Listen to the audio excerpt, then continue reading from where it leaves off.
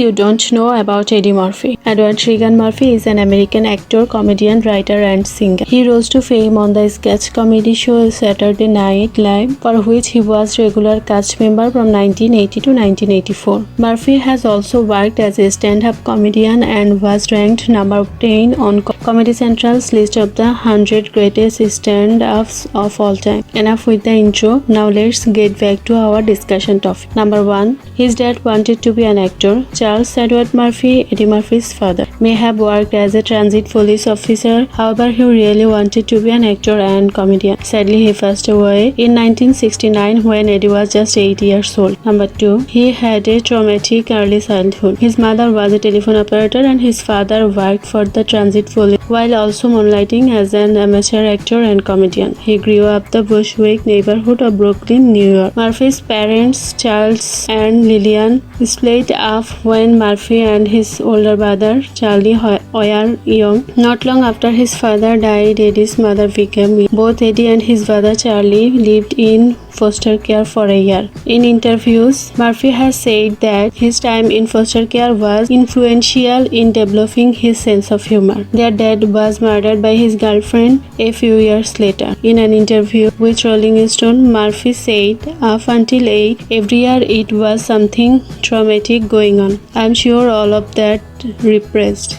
Number 3. His inspiration. Eddie Murphy got inspiration from so many well-known brilliant artists. Richard Pryor's debut smashing stand-up inspired Murphy, who recently said, "When I was Richard, I realized what I was." Murphy not only did perfect impressions of the King Elvis Presley but in many ways used him as his model for what a star could be.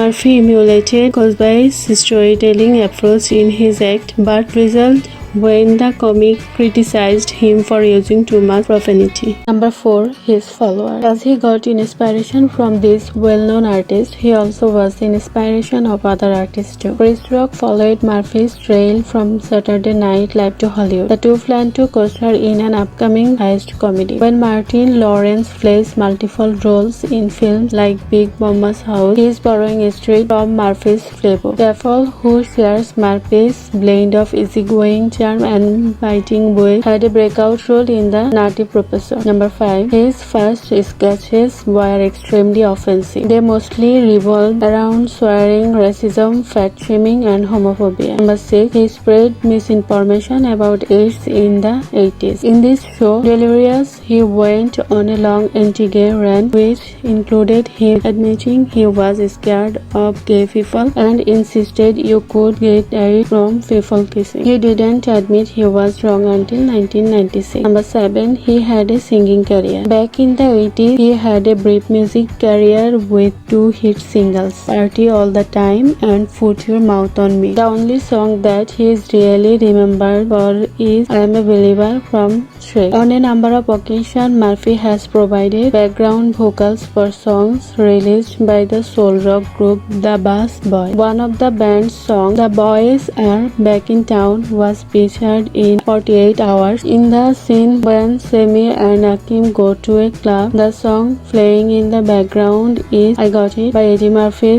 He has 9 children with 5 mothers. Eddie has been around a few times, with some children being born to different mothers less than a year apart. Murphy and Mitchell had 5 children together: Priya, Miles, Shane, Jola, and Bella. The actor also has 2 older kids: Eric, whose mom is Palette McNeely, and Christian, whose mom is Tamara Hood. Then there's his daughter Angel, whom he had with Melby. Finally, Murphy has 2 younger children with his current fiancée, Australian actress Paige Butcher, a daughter Izzy, and a son Max. He has starred in 39 films, starring in 1982 when he played Tracy Hammond in 48 Hours to Henry Charles in Mr. T. His next film is expected to be Beverly Hills Cop 4. Number 10. He was recently arrested in 1997. Murphy was stopped by police after being observed picking up a known prostitute. While the prostitute was arrested for solicitation, Murphy managed to talk his way out of being arrested, claiming he was giving them a lift. Number 11. He stormed out of the 2007 Academy Award after it was announced that Alan Arkin had won Best Supporting Actor and not Murphy, who was nominated for his role in Dreamgirls. He stormed out and didn't return. He did win 3 awards in 2007 though. Admittedly, they were all razzies for novice. It goes to show that rubbish stereotype-based comedy in Fat Suits just isn't funny. Number 12. He quit as Oscars host in 2011 when his longtime collaborator Brett Ratner was forced to quit from the Oscars. Murphy quit the next day in support of him. The reason Ratner was forced to quit: he had been repeatedly making homophobic remarks. Number 13. He said he would stop making movies at 50. He is now 56 and is still starring in terrible movies. Number 14. One of his films is at 0% on Rotten Tomatoes. 1,000 words cannot describe how bad 1,000 words really is. Luckily, number cannot a single critic gave this film a positive review. Number 15. Murphy has cried over how bad some of his old films are. It's okay, Eddie. We cried watching them too, only we did not get paid millions for them. Number 16. His brother was also a comedian. Charles Murphy was both an actor, comedian and writer. He sadly died earlier this year from leukemia. Number 17. He had his own island. It's in the Bahamas and called Roaster Cay. Number 18. He was not the first choice to play Axel Foley. Believe it or not, Axel Foley, the role that made Eddie Murphy a movie star, was not actually meant for him. It was originally offered to Sylvester Stallone, and Beverly Hills Cop, one of the funniest comedy movies ever made, began its life as a stray action movie. According to Stallone, his version of the film would have looked like the opening scene from Saving Private Ryan on the beaches of Normandy. Believe it or not, the final was me in a stolen Lamborghini playing chicken with an oncoming freight train being driven by the ultra slimy bad guy. That's weird, right? A dark, black, serious Beverly Hills Cop starring Sylvester Stallone as a wasted badass careless Axel Foley. It would have been the polar opposite of the Eddie Murphy version. And who knows, maybe if the Stallone version had been made, Murphy would never have gone on to become such a huge movie star. Elements of Stallone's script would later be reused to become Cobra, one of his worst reviewed movies, although to be fair to it, it has garnered a sort of cult following in the decades since its release. Still, it doesn't have the following of Beverly Hills Cop. Number 19. He might return to stand-up one day. In the 1980s, Eddie Murphy made a name for himself in the world of stand-up comedy and ended up becoming one of the biggest comics in the world. He was selling out huge venues and starring in massively popular concept movies. However, sadly, as his fame to all the movies started getting in the way, and he was doing less and less stand-up until eventually he wasn't getting on stage at all, and now his fans are waiting for him to get back into it, and he wants to return. Eddie himself wants to get back into performing stand-up. The problem is that the longer he stays off the stage, the harder it is to go back up there. It's a paradox. When he was asked about it a few months ago by Jimmy Kimmel, Murphy said, for years, I had been procrastinating about it, going, oh, I will do stand-up again, and it just got to all of a sudden I am this far away from it. But honestly, now I really am curious about doing it again, because it's been so long and so much has changed, and I'm such a different person. Do it, Eddie. We love you. You will be great. Number 20. He had a tragic childhood, and he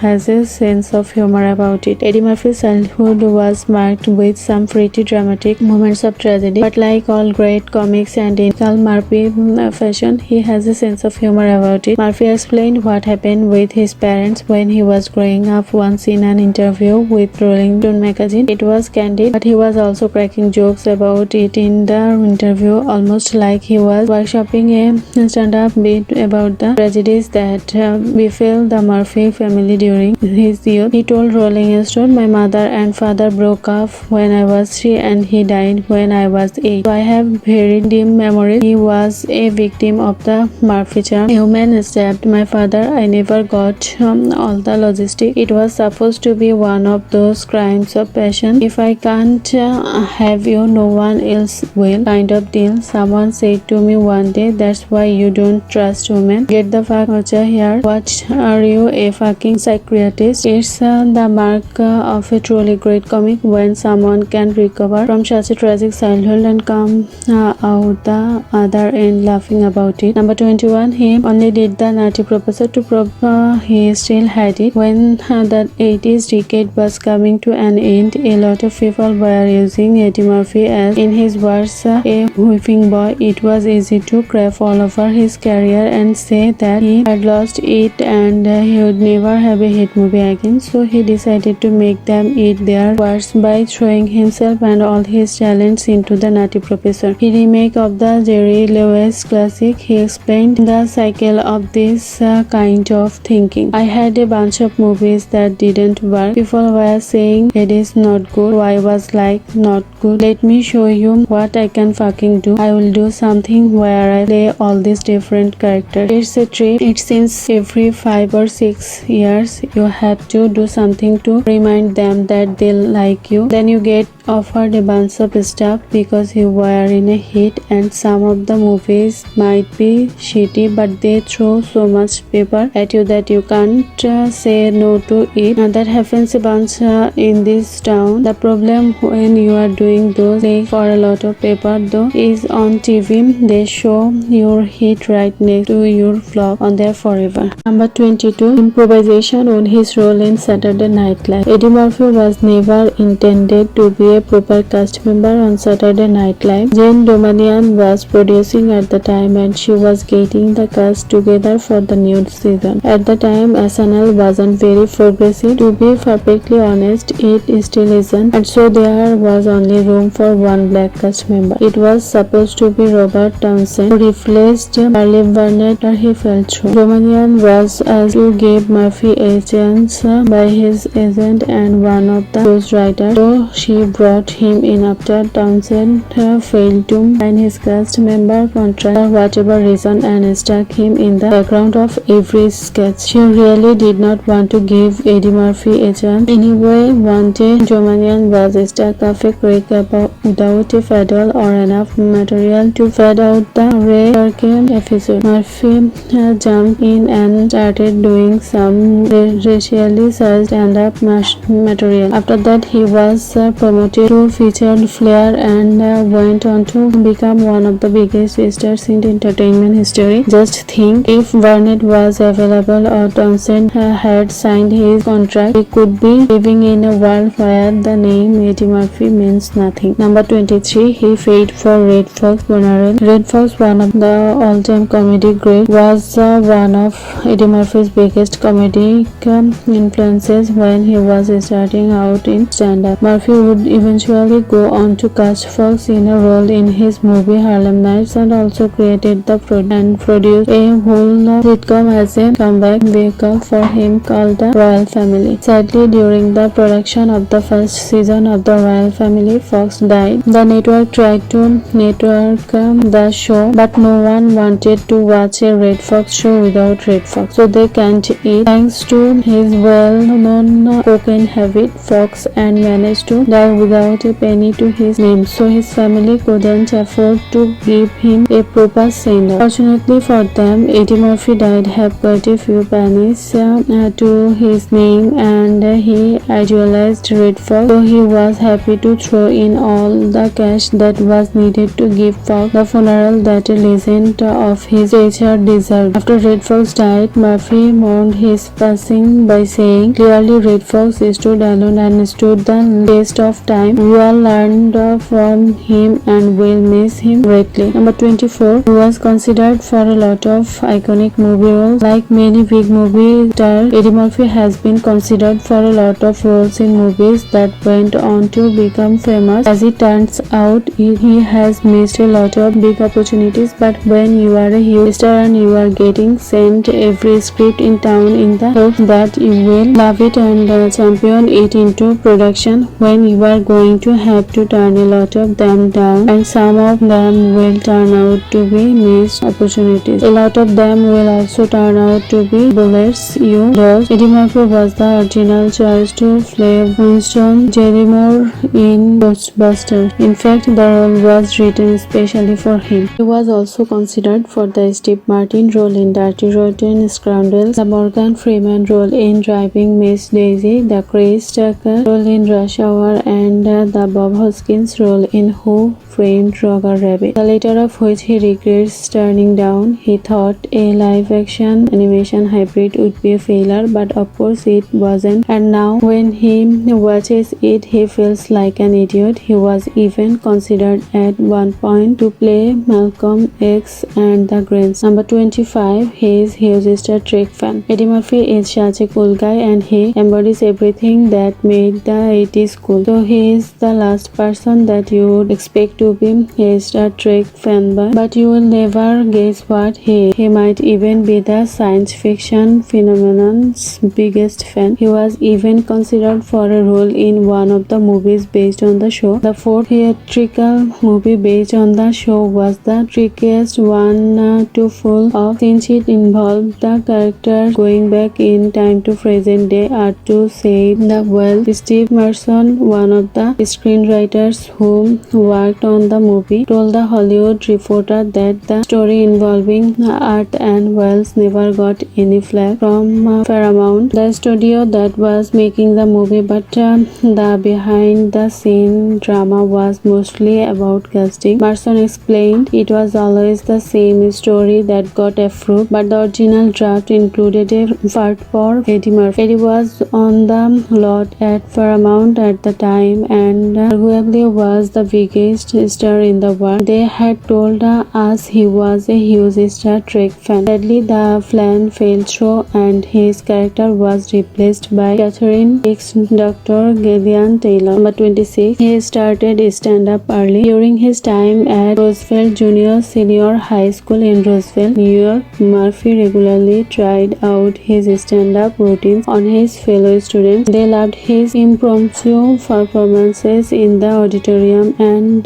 voted him most popular student. This dedication to his craft was instrumental in his future success because Murphy didn't have anything handed to him on a plate. Growing up in the Bushwick neighborhood of Brooklyn, New York, his mother was a telephone operator and his father worked for the transit police while moonlighting as an amateur actor and comedian. Number 27. His comedy career started with Al Green. Before Murphy was a movie star, he was a regular on the stand-up circuit. He credits a 1974 Richard Pryor comedy album as inspiring him to pursue a career in comedy, which began on July 9, 1976, when he performed in a talent show at the Roosevelt Youth Center doing an impersonation of singer Al Green with Let's Stay Together playing in the background. Number 28. He changed the stand-up scene. The products and services mentioned below were selected independent of sales and advertising. However, the Delight may receive a small commission from the purchase of any products or services through an affiliate link to the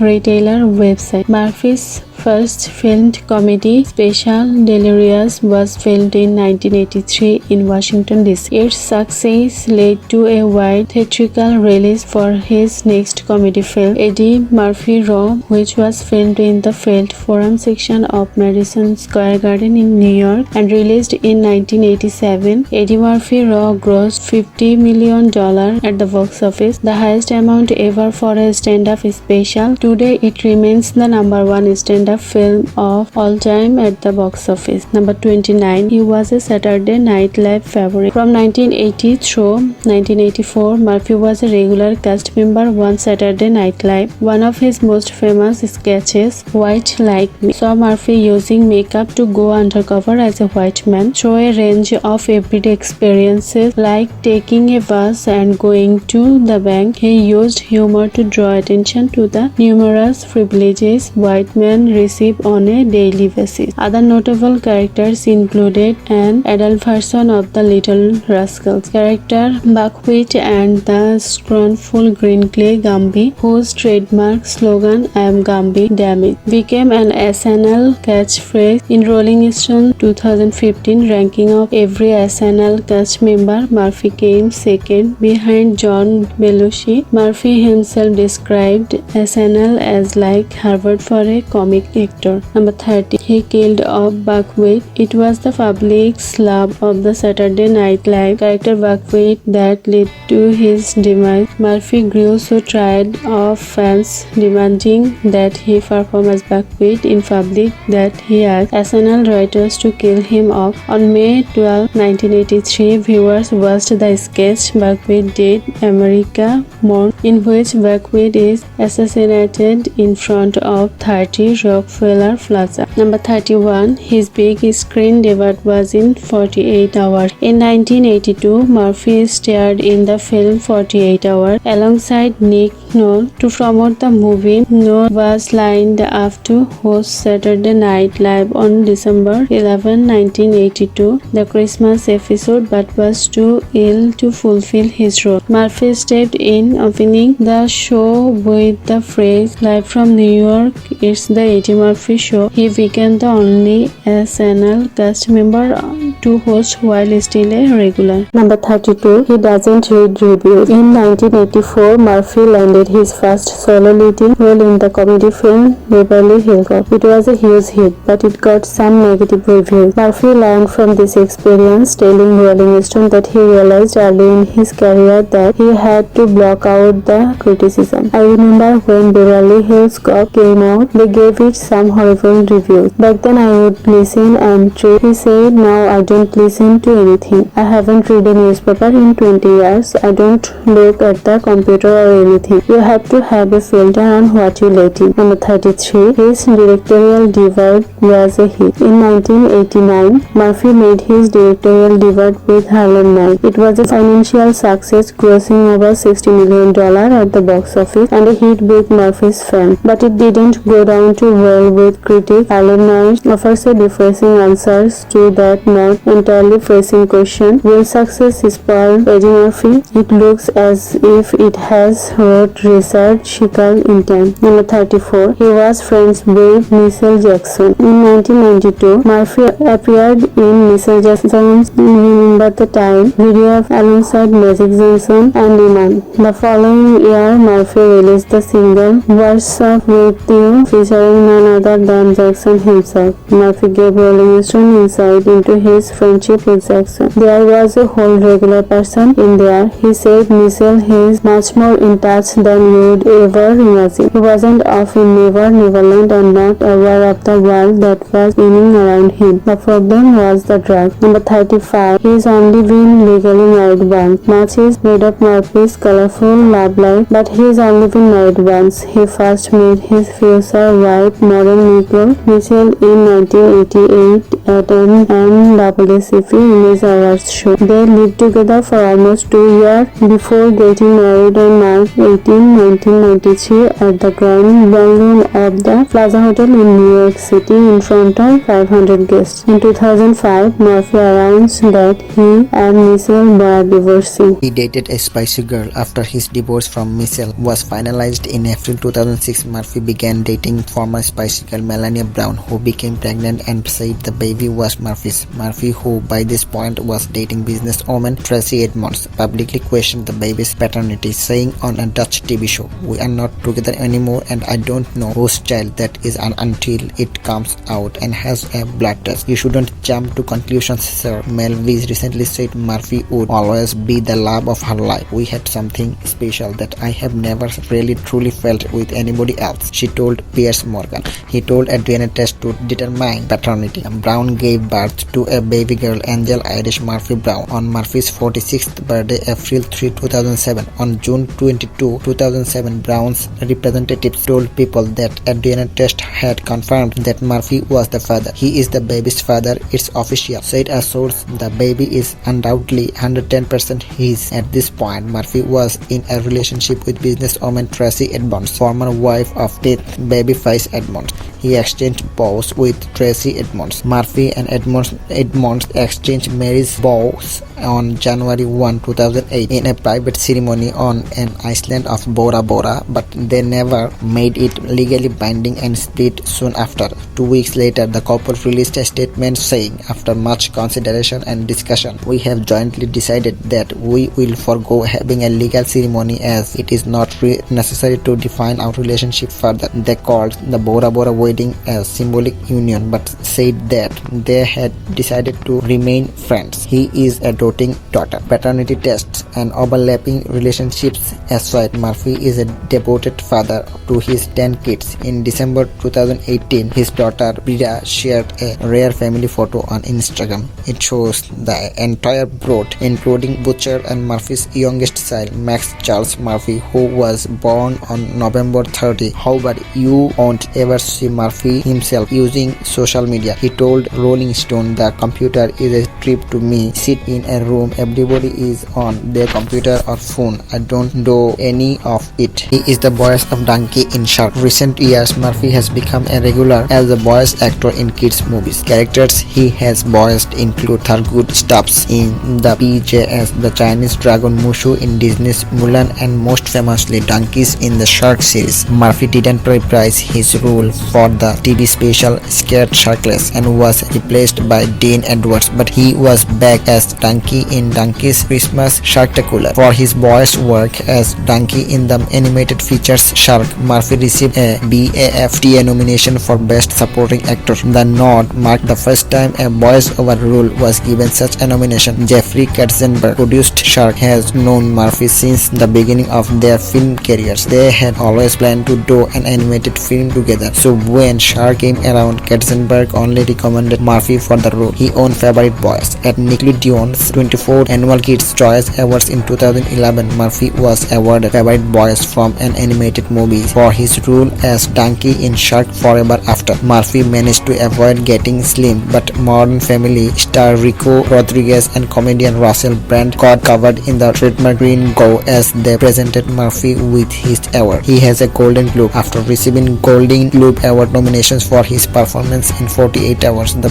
Beverly Hills Cop series, Trading Places, and The Nutty Professor, Murphy finally won an award. 2007, he was named Best Supporting Actor for his portrayal of soul singer James Thunder. Early in Dreamgirls, he was also nominated for the Academy Award for Best Supporting Actor for the role. He was named Roast Actor of the Decade. Hot off the heels of his Golden Globe success, Murphy won the Golden Raspberry Award for Roast Lead Actor for his role in Norbit. He was nominated for the same award in 2002 for I Spy, Showtime and the Adventure of Pluto Nash, 2008 for Meet Dave, in 2009 for Imagine That, and in 2012 for 1,000 Words. In 2010, Murphy got the Razzie for the Roast Actor of the Decade. He does not drink alcohol. Murphy is practically a teetotaler, for which he credits his youthful appearance. "You'd know when I had a drink the night I fought with John Landis on the set of Coming to America. I went back to the house and Arsenio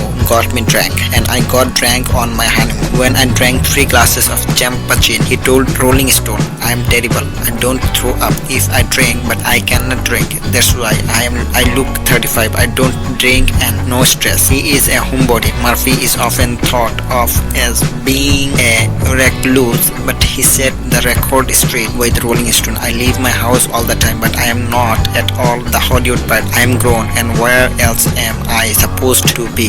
I am supposed to be home," he said. "If I were out in the clubs every night, they would be saying, 'That's a shame. Look at him, 50 years old. He is still out at these clubs. I am too vain to be a recluse, but homebody, absolutely. I am 50 years old, beautiful house. I am supposed to be home, chilling." Filmmaker Art Buchwald sued him. After Coming to America's success, filmmaker Art Buchwald accused Murphy of stealing ideas from his script to make his own version of the movie. The case went on for 4 years until eventually Paramount Picture paid Buchwald $150,000 in what was called a summary judgment. By this stage, though the settlement was just a small speed bump in the ever-growing fame and fortune of Eddie Murphy. It was around this time that Murphy was also getting into some personal entanglements. Murphy's flaw in the thick of his 19th resurgence, Murphy got into another entanglement with the law. On May 2, 1997, police stopped Murphy after they spotted him picking up a transgender escort. However, Murphy did not end up getting arrested after he claimed that he was purely giving the lady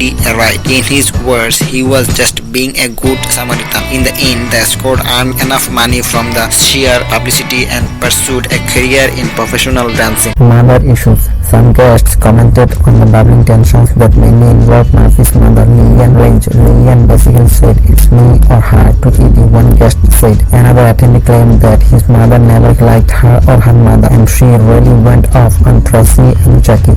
Just before the wedding, there was a huge argument and words were said. Eddie took his mom's side. Although Eddie showed where his priorities were, things went so fast. Reconsideration. Jamie Foxx initially turned down the offer to play Curtis Taylor Jr. in Dreamgirls because he didn't think the salary was high enough. Once he heard that Eddie Murphy and Beyonce were on board, Fox quickly changed his mind. One of the family, Jamal Mixon, was the only actor besides Murphy to play one of the camps in The Nutty Professor. Initially, the studio wanted to superimpose Murphy's face onto Mixon's body during the family dinner scene, but it never quite looked right in post-production. His charitable works. Murphy has given back to the community in a number of philanthropic endeavors. He has donated to a number of foundations, including the AIDS Foundation, as well his charities for homelessness, creative arts, and cancer patients. He also donated to the Martin Luther King Jr. Center. He was a class clown. Murphy used to frequently keep stand-up routines in the auditorium to Roosevelt Junior Senior High School while attending. His classmates loved it and voted him the most popular student. Exclusive club.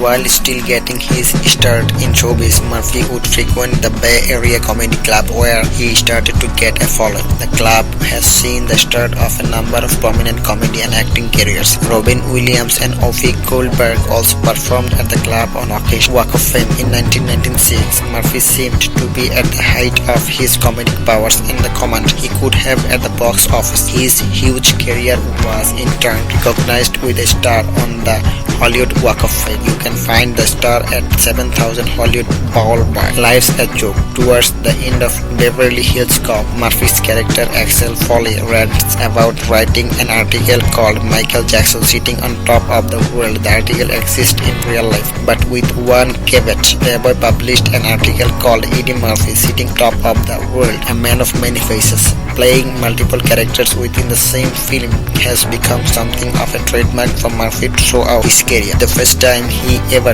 took on multiple roles within the same films was in the John Landis Helmet Coming to America. Eddie Murphy role in Trading Places that took brothers attempt to use insider information to corner markets. A real-life act passed through Congress in 2010 that barred the use of such secret dealings. Since the film inspired the rule, the Wall Street Transparency and Accountability Act is known colloquially as the Eddie Murphy rule. He is scared of fat animals. Murphy has a fear of live animals, which made his role as Dr. Dolittle somewhat difficult. While filming, Murphy insisted that as many animals as possible be superimposed in post-production. Although not always possible, many of the shots featuring animals are in fact added after the fact. Number 59. On 2015, Mark Twain Prize. In addition to his slew of accolades and honors, Murphy was awarded the 2015 Mark Twain Award for American Humor. Murphy's mentor Richard Pryor was the first to win the award in 1998, and his mentee Dave Chappelle was the most recent to win the award in 2019. Several of Murphy's close friends and family were on hand to honor him during the ceremony held at the John F. Kennedy Center for the Performing Arts. Thanks for watching. If you like the video, subscribe to my channel, hit the like button below, and please don't forget to share this video with your friends.